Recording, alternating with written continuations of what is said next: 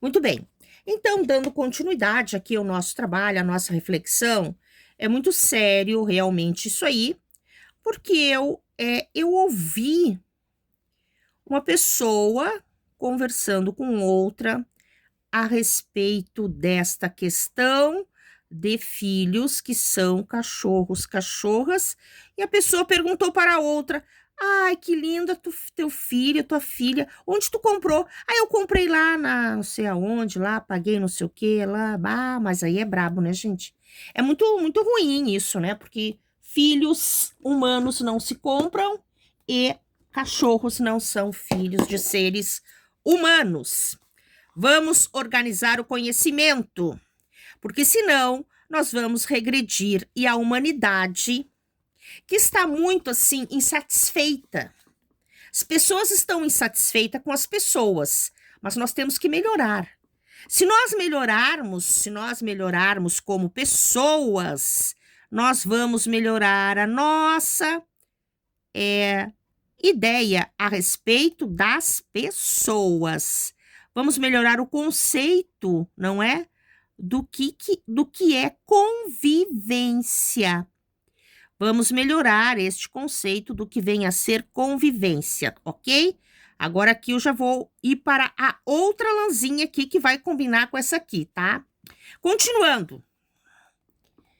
Há esse convívio demasiado, tá? Eu coloquei aqui a palavra demasiado. Demasiado exagerada atenção a animais demonstra retrocesso na consciência humana. Ouvi muito a frase verbal, tá? Que frase que eu ouvi? Essa aqui, né? Criança dá trabalho. Isso em conversas, né? Em conversas, em grupos, sim. Filhas e filhos dão muito trabalho. Parece-me muito pontual retomarmos o conceito de trabalho, tá? Parece-me muito pontual retomarmos o conceito de trabalho, tá? Ó, trabalho, eu já mencionei isso em vídeos passados, tá? Fico sempre aqui, né, com o meu trabalho aqui de deixar super reto. Trabalho não é fardo, tá? Nós temos essa ideia, porque essa ideia aqui surgiu lá na época da Revolução Industrial, que o trabalho era um fardo, na época da Revolução Industrial, tá? Então, era um fardo, era uma questão que veio vindo esse conceito. Eu retomo aqui, tá? Eu retomo aqui, estudando minha realidade. Eu estou estudando a minha realidade. Eu mencionei que como pode uma criança com 10 anos ter pensamentos intrusos de que eu vou ter câncer. Ora, esse pensamento aqui, ele surgiu na minha mente mais ou menos quando eu tinha lá pelos meus 10, 11 anos. Outro pensamento que eu achava estranho, como é que eu posso ter um pensamento desses? Pensamento som, ó, aqui, tá? Pensamento som, tem que cuidar, porque essa caneta aqui, como ela é muito fácil de escrever, quando vê eu vou estar riscando toda a folha, né? Bom, pensamento som que invadiu minha mente em criança. Então era assim, se tu pensares negativo, dá positivo. Se tu pensares positivo, dá negativo. Então, esse pensamento aqui, ele surgiu, esse segundo pensamento aqui, surgiu como uma ordem mental. Era uma ordem mental. Toda hora vinha o pensamento na minha mente. Bom, eu vou deixar claro aqui, eu vou esclarecer, não é? Porque houve algumas questões muito desagradáveis porque eu não pude falar, mas agora eu estou tendo condições. Nunca me interessei por mulheres, tá? Ó, vou deixar bem claro essa questão aqui. Respeitem as diferenças, sim, respeitem as diferenças. Então, respeitem-me, tá? Respeitem-me. Eu não pude falar, mas hoje, em 2026, eu posso. Agora, colocar esta informação. Nunca me interessei afetivamente por mulheres.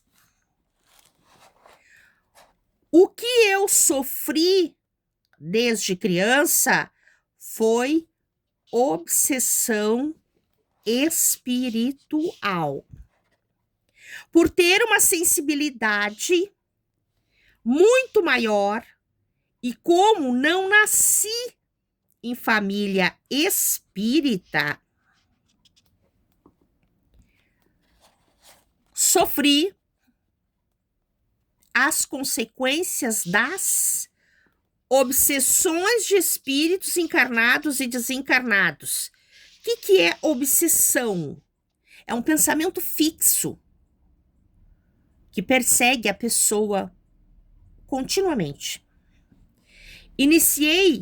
Eu iniciei pesquisando minha vida emocional. Quando eu era criança, então, desde minha infância, eu ficava me questionando, né? O porquê de minha insatisfação com hábitos e comportamentos neste grupo familiar. O porquê. Iniciei minhas conversas com Deus às madrugadas, sentada, não é? Em minha cama, enquanto minhas irmãs dormiam. Pensava eu que conversava com Deus sobre os porquês. Eu e Sofia, né? Aqui então parece que sou eu e o mundo de Sofia. Eu e Sofia. Então vamos lá. Porquês, tá? Então pensava eu lá nos porquês da vida, tá? Bem, vejamos aqui, dando continuidade. Agora, eu estou fazendo aqui, eu já terminei essa parte toda aqui do azul, tá? Agora eu vou pegar essa parte aqui, vamos intercalando, vamos conversando e vamos colocando aqui o nosso trabalho da arte em crochê. Então, assim, já vou tirar essa parte ali que já ficou muito ruim aqui, tá? Ó, então, eu aqui inicio, né? Eu inicio uma carreira, eu estou iniciando uma carreira, tá?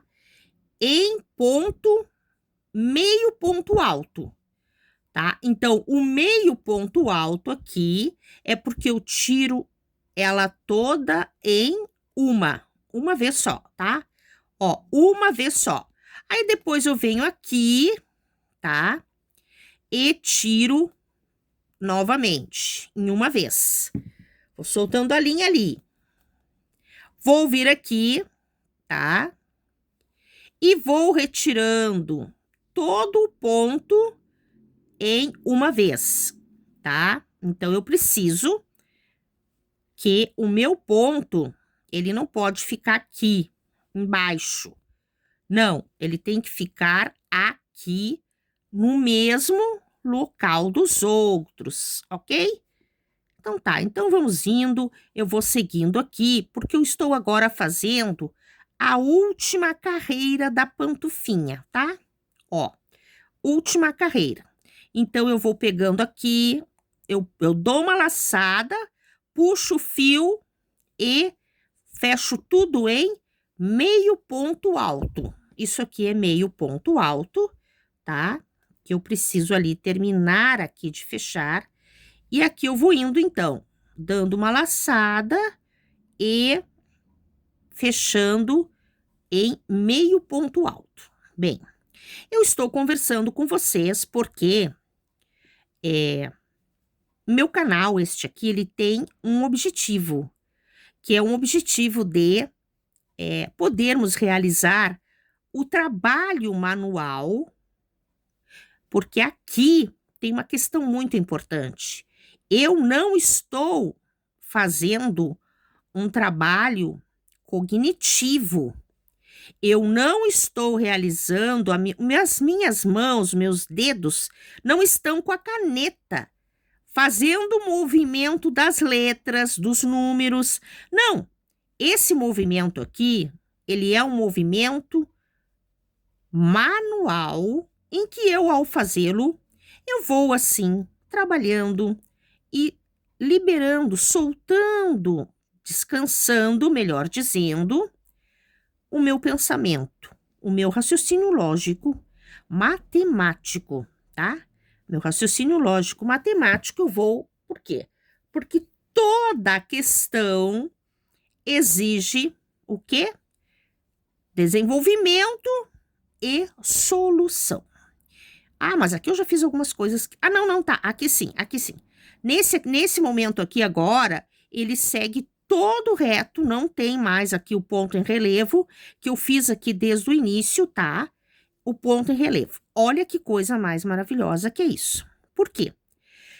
Porque assim, eu preciso fazer isso, eu preciso fazer aquilo. Só que eu não posso. Hoje eu não posso. O tempo está, não sei como é que está o tempo. Preciso secar roupas. Tá, mas acontece que eu não sei como é que está o tempo. Me parece que não temos aquele sol. Aqui eu já estou costurando, tá? Ó, eu vou lá, eu pego pontinho com pontinho, tá? Me parece que não tem aquele sol dos outros dias, ok? Ó, aqui eu tenho que trazer todo o fio. Vou lá, pego mais os 2 pontinhos, um de cada lado, trago aqui, tiro em um, estou tirando todos eles em um, tá? Não estou fazendo aqui o meio ponto para fechar e para costurar, porque eu não quero que fique muito grosso essa costura para não atrapalhar o calcanhar. A pessoa vai colocar a pantufa e ela não pode, não é, atrapalhar o calcanhar. Agora vocês vejam como é a finalização de um trabalho, tá? Que tem toda uma supervisão, minha mesmo, né? Porque eu pego, depois eu reviso o trabalho para saber se ele ficou muito bem. Por quê? Opa, já saí dali da câmera, né? Ó, tem que cuidar isso aí, tá? Para não sair da câmera. Agora eu venho aqui porque eu tenho que fazer um arredondamento aqui, certo? Ó, eu tenho que arredondar o fio aqui. Por que que ele não tá passando? Não tá passando porque tem algum problema aqui nos outros pontos, tá? Ó, então tá, ele tem que passar e tem que arredondar aqui o fio, ok? Vamos arredondando aqui o fio para cá, para ele ficar com um acabamento ali redondinho. Ai, ai, ai, ai, ai, pois é, não é agora só o que me falta eu não encontrar a minha tesoura. Não tá aqui a minha tesoura, tá? Olhem só, estou mostrando para vocês que eu finalizei aqui a parte do calcanhar, tá? Então, esta pantufinha aqui, ela ficou com este trabalho aqui. Igual esta aqui, que também ficou com este trabalho aqui, tá? E a lã fica bem macia aqui, ela fica bem maciazinha aqui no pé, tá? Bom, agora aqui eu faço os acabamentos, que é puxar o fio para que ele não apareça, tá? Ele não pode aparecer o meu fio.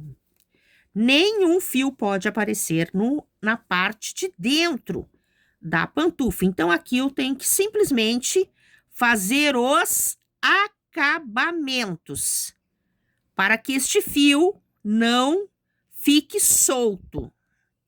E aqui também, tá? Ó, também vou fazendo os acabamentos. Só que esse acabamento aqui, ele vai exigir, não é? Que eu o faça de forma que o trabalho fique assim, muito perfeito do lado de fora e do lado de dentro. Ah, mas vou botar minha pantufa, vou voltar com a minha pantufa do lado de botar para dentro o lado e deixar assim, senão eu vou me confundir. Ó, então essa pantufinha aqui eu já terminei, ela ficou assim, bem fofinha, tá? Ó, vamos lá, vamos dando continuidade, o que mais que nós temos aqui? Bom, olhem só, então assim, ó, eu fiz comunhão, catequese, com o auxílio da religião católica e segui meu percurso. Promessas. Deus, se eu conseguir isso, eu faço isso. Né? Assisti a missas, acendi velas, fui a procissões, enfim. Não resolveu. Não resolveu. Não resolveu, porque eu continuei com os problemas da obsessão, tá? Não resolveu, porque eu continuei com os problemas da obsessão. Muito cedo, eu, Marta Medeiros Ventura, eu comecei a ler livros de autoajuda.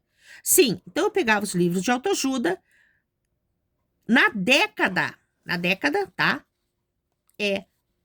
Na época do auge do pensamento positivo. Então, é assim, mente positiva, pense positivo, pense positivo. Só que lembrem, né? O que eu recebi, o que estava lá na minha memória em criança? Em criança, eu tinha, se pensar negativo, dá positivo. Se pensar positivo, dá negativo. Eu me desdobrava em perguntas, tá? Eu me desdobrava em perguntas. Como eu penso positivo e dá tudo negativo? A resposta estava na rede modo padrão. Rede modo padrão, que é o padrão do pensamento na família, tá? Esse aqui é o pensamento na família, tá? É o padrão. Qual é o padrão de pensamento? Ordens, pensamentos, sons. Resgato aqui Saussure, tá? Ferdinand de Saussure. Pensamentos, sons alheios invadiram minha mente como se fossem ordens. Se pensares positivo, dará negativo. Tá? Automatismo cerebral pessimista. Automatismo, tá? Cerebral pessimista.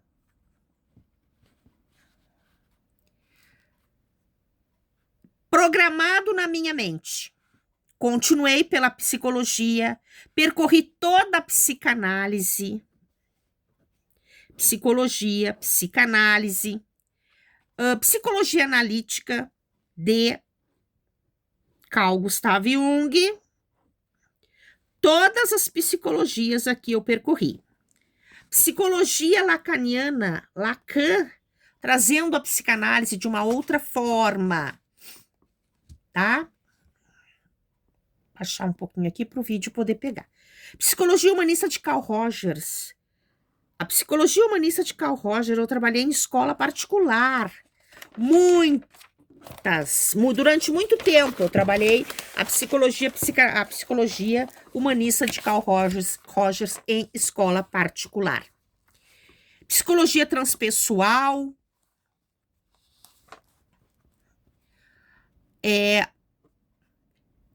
Constelação familiar, aqui um grave problema. Eu tive um grave problema quando eu fui. Bom, o que eu vou fazer? Eu tenho que continuar procurando, não é uma solução. Eu vim para a constelação familiar e tive graves problemas aqui. Logoterapia, que é a terapia do sentido, tá? Aqui é a terapia do sentido, do Viktor Frankl. Psicologia profunda de Joana de Ângeles. Comecei a andar, a caminhar, a seguir. Percorri todos esses caminhos para tentar entender o que estava de errado comigo. Por que minha vida não progredia? Essa era a pergunta que eu me fazia, né? Então, assim, puxa, mas por que que minha vida não progride? Cheguei na sombra de Jung, no inconsciente, o tão falado inconsciente. Pensava que eu só tinha coisa ruim no meu inconsciente. Bom, se tudo é ruim, eu só posso ter coisa ruim no meu inconsciente, mas como? Cheguei no trabalho realizado pelo professor Hippolyte Léon Denisard Rivail. Ele foi um dos educadores muito importantes, educador, professor, gramático, tradutor, linguista, filósofo, educador. Ele foi discípulo de nada mais, nada menos do que Juan Henrich Pestalozzi. Bom, Pestalozzi já tem um princípio dentro da pedagogia de ter dado, aqui, exatamente isso, pioneiro da pedagogia moderna, influenciando profundamente todas as correntes educacionais. Fundou escolas, o Pestalozzi, tá? O Pestalozzi. Ele fundou escola, cativava a todos para a causa de uma educação capaz de atingir o povo. Então, o Pestalozzi, ele cativava todos para a causa de uma educação capaz de atingir o povo. Num tempo em que o ensino era privilégio exclusivo. Então, vejam, o ensinamento, tudo é estudo, tá? Vejam o ensinamento, tudo é estudo. Então, a frase de Pestalozzi, tá? Vou colocar o meu vídeo aqui ficou um pouquinho torto aqui. Bem, então, a vida educa, ponto. Mas a vida que educa não é uma questão de palavras, e sim de ação. Ação. É uma atividade. Johann Henrich Pestalozzi. Século XIX. Mas a minha câmera mudou muito aqui, né? Século XIX, França, acontecimentos. Tá? Pega tudo ali. Estranhos, intrigou toda a Europa. Barulhos, movimento de móveis, batidas nas paredes. O que aconteceu? O professor Hippolyte Léon Denisard Rivail, ele foi chamado para analisar tais fatos. Está acontecendo isso. O que o senhor acha? Casa das Irmãs Fox. Muito comum na toda a origem do espiritismo traz uma série de ações mesmo na prática da vida das pessoas.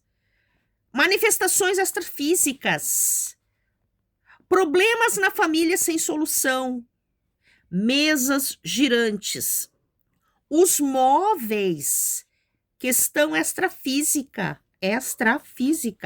movimento sem auxílio das pessoas, os móveis se movimentavam. O professor Hippolyte Léon Denisard Rivail começou a analisar o som. Lembram lá que eu coloquei pensamento, som? Ele começou a analisar o som, porque não havia ainda a constituição da ideia de que esses barulhos aqui, essas batidas, esses movimentos todos, manifestações, pudessem ser o quê? Consideradas pensamento. Não havia isso ainda. ele começou a analisar o som, tá?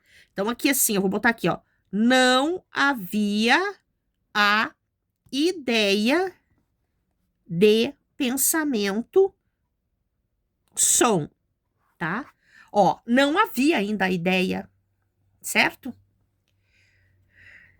Organizou o professor Hippolyte Léon Denisard Rivail, ele organizou as primeiras comunicações espirituais e trouxe o conhecimento deste mundo oculto, vou dizer assim, em 5 livros. Ah, mas eu não quero saber. Ah, eu não quero nem saber disso. Pois é, eu também não queria.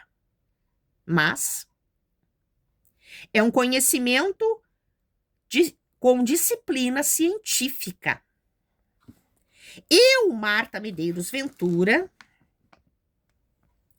estou realizando uma síntese rápida sobre esse tema. É bem rápido, tá? Muito rápido, por quê? Porque eu preciso ir adiante, Vejamos aqui, então, quanto tempo eu tenho ali, tá? Para depois eu vou ter que dar uma cortada aí. Deixa eu ver o que eu tenho também de folhas adiante aqui para nós comentarmos. Ah, tem um pouquinho, só até ali, tá? Então, vamos ver aqui o restinho. Então, as obras, tá? O Evangelho segundo o Espiritismo, o Livro dos Espíritos, o Céu e o Inferno, a Gênese e o Livro dos Médiuns. Estudei esses textos.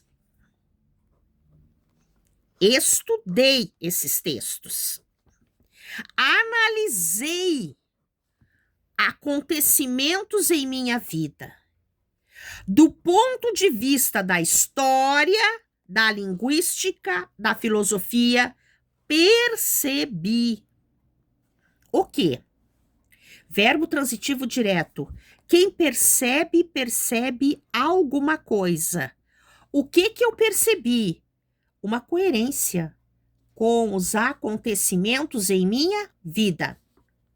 O Evangelho segundo o Espiritismo trouxe-me um estudo histórico, tá? Esse aqui, então, trouxe-me um estudo histórico. E olhem só, tá? Sempre eu procuro deixar reto de acordo aqui, porque a câmera tá mexendo um pouco, tá? Preciso botar um pouquinho mais para cá essa câmera aqui, senão vai cair tudo aqui. Bom, vamos deixar reto agora ali e vamos seguir aqui. Então, o Evangelho segundo o Espiritismo, ele trouxe-me um estudo histórico. E olhem só, com meus 20 anos eu encontrei na introdução destes textos, quem eu encontrei? Os precursores, Sócrates, Platão e Aristóteles. Sócrates, Platão e Aristóteles, antes de Cristo. Filósofos, educadores. Em O Livro dos Espíritos, professor Rivail fez a primeira pergunta. Depois de passar por todo o processo das mesas girantes, depois de dar continuidade à alfabetização desses sons, que foram transformados em letras para poder montar as palavras, para entender o que estava escrito, tá?